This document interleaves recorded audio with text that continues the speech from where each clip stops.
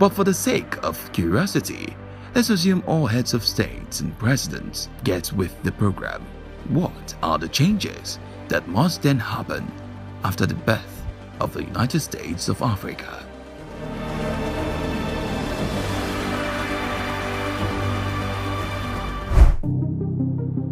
The United States of Africa calls for one continental figurehead.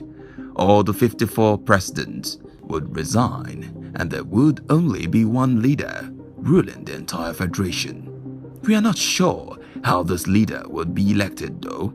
All we know for now is that there would be one president, one parliament, and one legislative process. Visas, scratch that. After the United States of Africa is declared a thing, an African Union passport would immediately replace the existing nationally issued passports. The passport changes everything completely. It relaxes travel restrictions and exempts Africans from having to obtain visas for all 54 states. Upon full rollout of the passports to citizens, we would be able to travel from the eastern region of Africa to the northern side without any need for visas.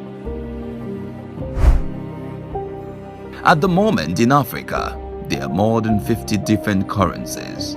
Every country has their own unique legal tender. With the United States of Africa though, there would be a single currency. You know how in Europe, euro is the currency used with the exception of just a few countries, right? Yeah, Africa would also be adopting a single currency when the integration happens. Though the institutional challenges are much more greater in Africa than Europe, Africa might pull this off flawlessly.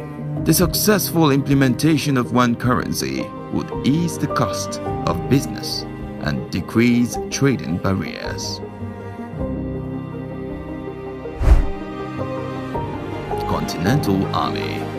The new federal system would merge the military forces of all 54 nations into one strong militia, which would be the largest army in the world.